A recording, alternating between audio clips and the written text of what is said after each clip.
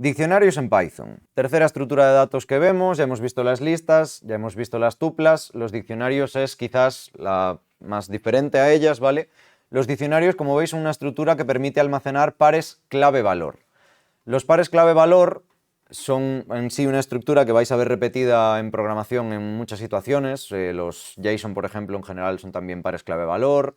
Los archivos Java Properties o muchos archivos de configuración se configuran en base a pares clave-valor. Los hash suelen ser pares clave-valor también. ¿Qué es un par clave-valor? Un par clave-valor, como su propio nombre indica, vamos a tener por cada elemento de la estructura una clave, es decir, un nombre de esa posición, por así decirlo, y el valor que contiene. Esto es, ya os digo, muy típico en varias estructuras. Los diccionarios como tal, dentro de Python, fijaos, se crean con llaves y los elementos se separan por comas. Son mutables, es decir, se pueden modificar una vez creados. A diferencia de las tuplas, como veíamos antes, pues los diccionarios sí que vamos a poder modificar sus elementos, añadir nuevos, eliminar elementos del diccionario, etc. ¿Qué es lo que no se permite? Pues no se permiten ni claves duplicadas, ni claves nulas, ni claves vacías. Las claves tienen que tener un valor único, lo cual tiene sentido. Si luego nosotros queremos buscar un elemento o acceder a un elemento en concreto, las claves tienen que ser únicas, si no estaríamos accediendo pues, a varios elementos a la vez o cosas que generarían errores inesperados. Permiten valores duplicados, nulos o vacíos. Los valores sí que pueden estar duplicados, no hay ningún problema. Pueden ser nulos, pueden estar vacíos, lo importante es que, claro, ¿puedo tener un valor vacío? Sí, pero la clave no puede estar vacía. Tiene que tener un nombre esa posición del diccionario. Podemos contener datos de cualquier tipo, podemos contener otros diccionarios, podemos tener un diccionario con listas, con tuplas, con conjuntos o con cualquier combinación de los tipos anteriores. ¿Cómo creamos un diccionario? Bueno, vamos a empezar a ejecutar, ya sabéis, como siempre, esto es un script muy largo con un montón de prints, de cosas que vamos probando. Vamos a ir viéndolo línea por línea. Lo primero va a ser crear un diccionario vacío. Voy a aumentar un poquito.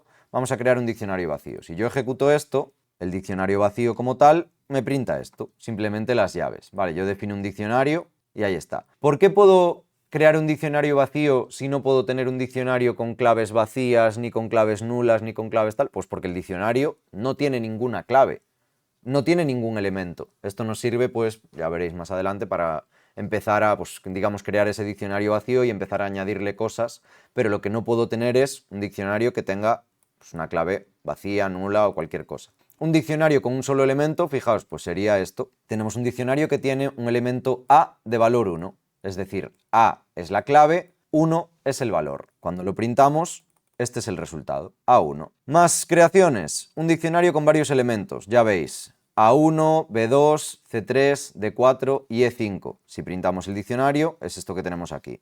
Con claves de diferentes tipos, ya veis que estos son todo claves de caracteres o de strings, y valores numéricos, valores enteros. Pero esto no tiene por qué ser así. Fijaos, yo tengo aquí una clave que es un entero y su valor es 1 en string. Sin embargo, la siguiente, el 2, la clave es un string y su valor es numérico. El 3, la clave es un flotante y su valor es 3. Y el cuarto elemento, la clave es un booleano, es un true y su valor es 4. Entonces ya veis que podemos combinar y mezclar esto según nos interese. Esto la verdad que en general no tiene mucho sentido, es un simple ejemplo, ¿vale? Normalmente crearemos diccionarios, ya digo, en su mayoría con claves o bien numéricas o bien de strings, que la gran mayoría de diccionarios van a tener un nombre identificativo de la clave, ¿vale? Un nombre como si fuera el nombre de una variable que nos indique qué es lo que hay en su valor, básicamente.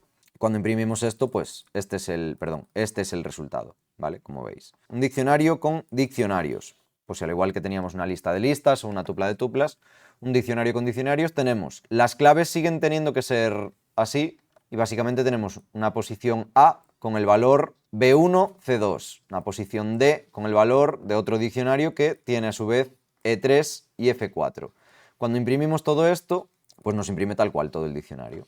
Podemos también crear un diccionario con listas, como vemos aquí, para la clave A, el valor de la lista 1, 2, para la clave B, valor de la lista 3, 4, clave C, valor lista 5, 6, y cuando lo imprimimos, pues tenemos este resultado.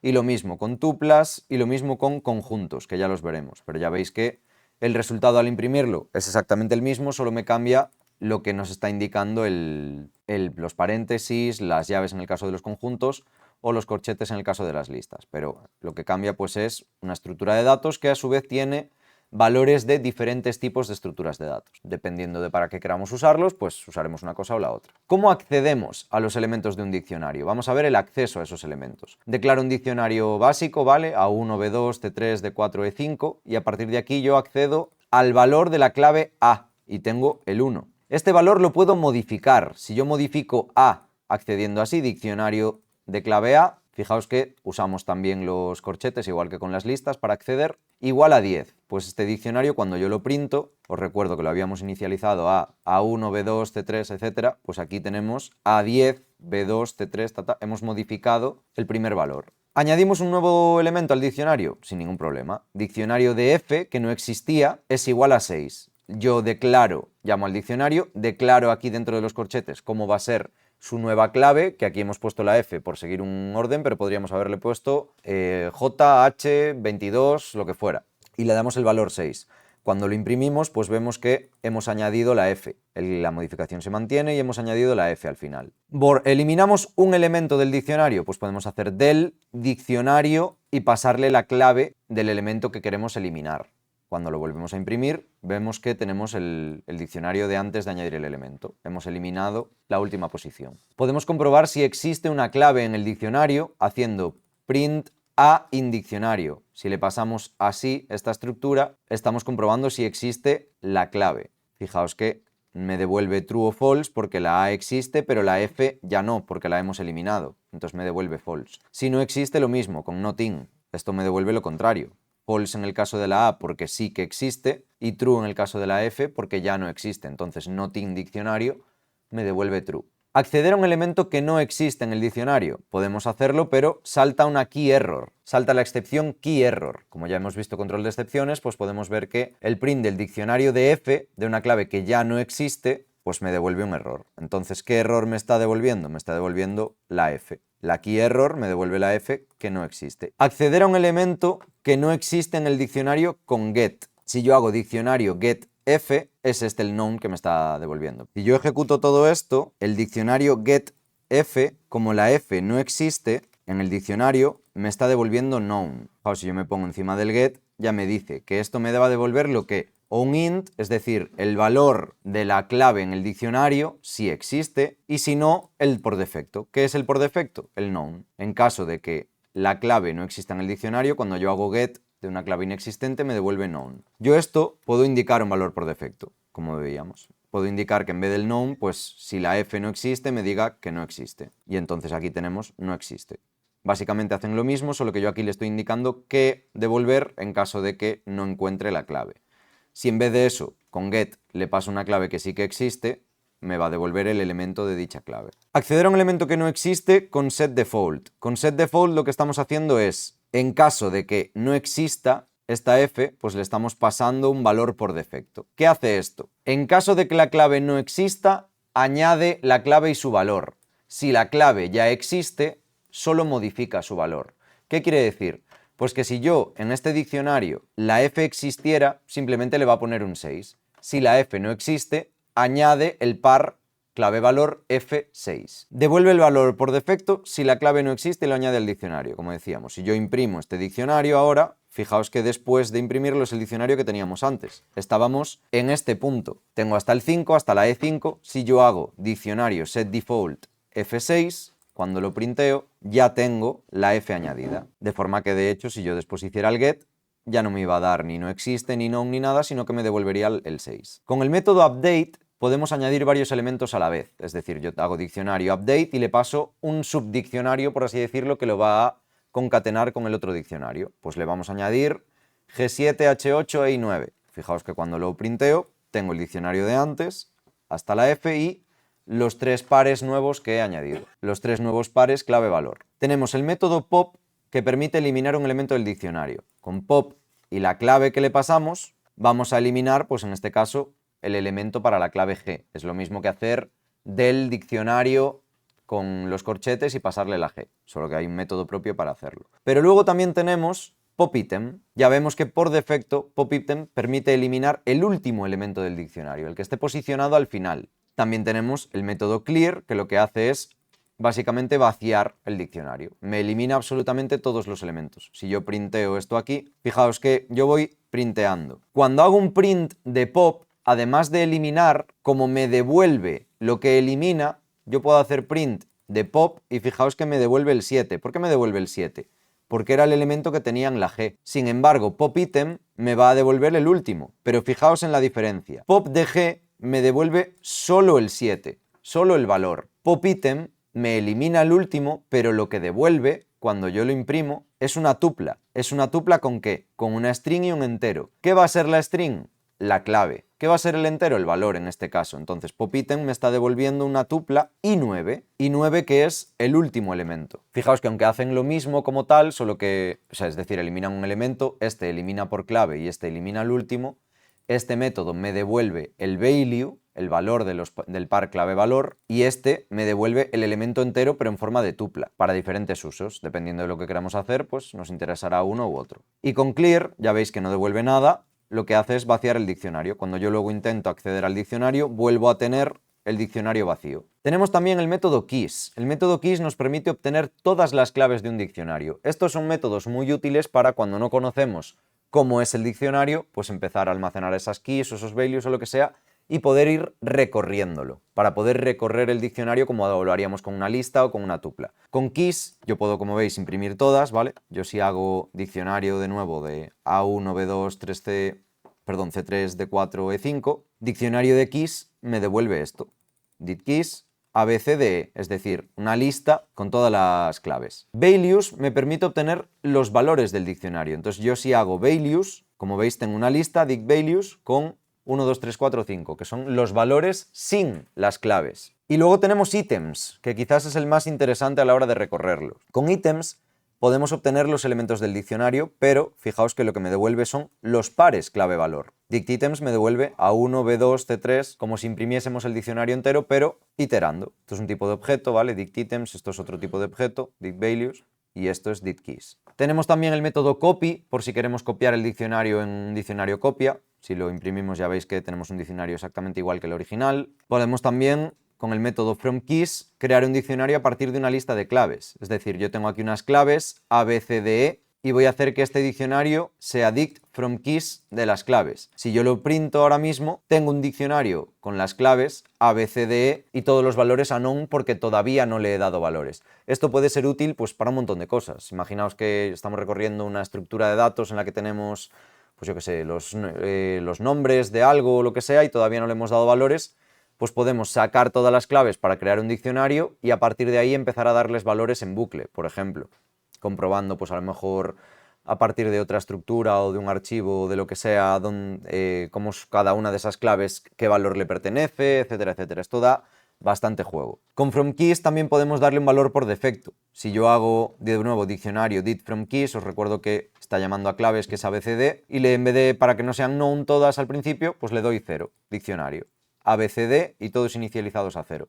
Esto nos podría valer, por ejemplo, cuando hacíamos aquel ejercicio de contar cuántas veces salía cada vocal en una string o algo por el estilo, pues podríamos directamente crearnos unas claves con todas las vocales, A, I, O, U, hacer fromKeys, inicializarlo a 0 y ya tenemos un diccionario con 5 contadores con los nombres de las vocales para luego ir aumentando, digamos, cada vez que encontramos una vocal, la vocal correspondiente en el diccionario, sin tener que crear 5 variables distintas, teniendo todo organizado en un diccionario. Y también luego a la hora de obtener los resultados, a la hora de recorrer ese diccionario era muy fácil, simplemente accedemos a cada clave correspondiente para ver el valor que hemos aumentado. O cuando hacíamos ejercicios del estilo de las notas de las asignaturas o cosas por el estilo, pues podríamos tener un diccionario con los nombres de las materias, cada uno posicionado en una posición del diccionario, cada materia sería una clave y en el valor tendríamos la calificación, por ejemplo. Más cosas, ¿cómo recorremos un diccionario? De nuevo, diccionario A1, B2, C3, D4, E5. Como cualquier otra estructura, por clave in diccionario, pues clave va a ir recorriendo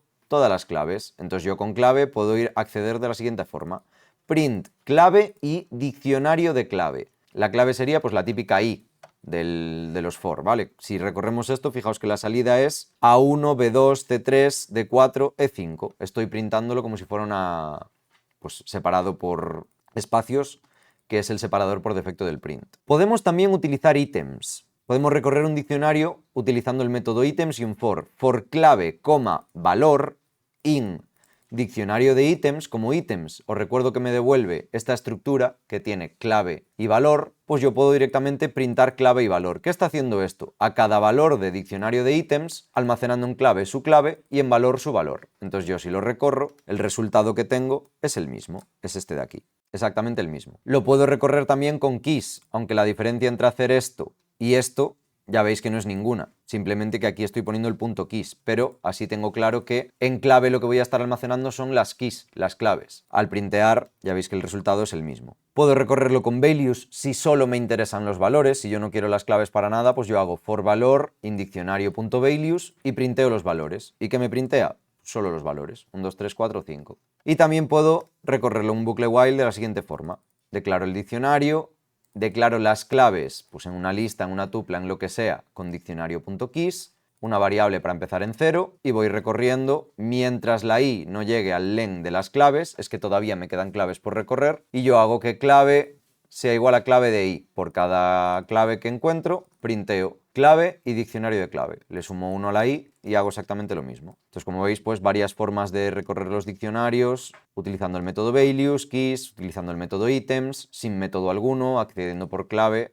Acordaos siempre de los corchetes, al igual que hacíamos con las posiciones de las listas o de las tuplas. Para el acceso siempre vamos a usar los corchetes. Y a partir de aquí, pues, usos tienen un montón. Podríamos generar estructuras para definir incluso... Podríamos hacer un pequeño acercamiento a definir cosas parecidas a objetos con los diccionarios, aunque todavía no lleguemos a ver objetos. Yo sí que podría en un diccionario, por ejemplo, definir, pues, características de algo concreto. Véase, pues, me puedo hacer un diccionario, características de un vehículo, por ejemplo, y poner un diccionario que tenga clave marca, Peugeot, clave modelo, valor 207, clave color, valor azul, clave caballos y que eso sea un entero y sea pues el número de caballos que tiene, clave matrícula y que sea tal, ¿entendéis? Y vamos generando una estructura que lo que tiene son datos de un elemento del mundo real, que eso cuando veamos programación orientada a objetos es lo que vamos a hacer a través de objetos, solo que con diccionarios ya podemos empezar a hacer una pequeña aproximación de cómo organizar toda esa información para luego, pues si solo quiero acceder a datos concretos de, pues yo qué sé, tengo una lista de vehículos, pues voy almacenando en diccionarios toda su información y luego pues voy pasando por esos diccionarios para mostrar las matrículas solo, o los colores diferentes, o un montón de variantes que las que se nos ocurran. Vamos a ver un pequeño detalle en esta línea. Cuando hacemos el diccionario de tipos, que teníamos varios tipos, efectivamente en la salida, si os fijáis, tenemos que el 1, que tenía valor 1, ahora tiene valor 4. ¿Qué ha ocurrido aquí? Lo que ocurre es que el true booleano, por detrás, a nivel byte, tiene el mismo valor que el 1. Entonces es como si yo hubiera duplicado esta clave. Al duplicar esta clave, lo que está haciendo en la definición es coger el último valor que le llega. Como defino el 1 con valor 1 en texto antes y el true, que también vale 1 por detrás, a valor 4, coge el último. ¿Qué ocurre si yo añado un valor false, una clave false y le pongo 5? Al ejecutarlo, si me voy a esa línea, el false sí que lo respeta. Sin embargo, el 1 me lo mantiene porque lo que he hecho es machacar el valor de una clave que ya existía. Si yo a este false ahora al final añado esto, vamos a machacar el valor también. De forma que la salida correspondiente es esta. El 1 mantiene la clave original, y ahí está la clave. Va a mantener la primera clave que hemos definido, pero el último valor. Por eso pone 4. Y con el false, mantiene el false en lugar del 0 porque la clave la hemos definido como false al principio. Pero el valor de esa clave, el false es equivalente a un 0, me coge el último valor, que es el 6. Por eso no podemos tener claves duplicadas. Lo que vamos a hacer es, si lo definimos ya con claves duplicadas, coger el último valor en cada uno de los casos.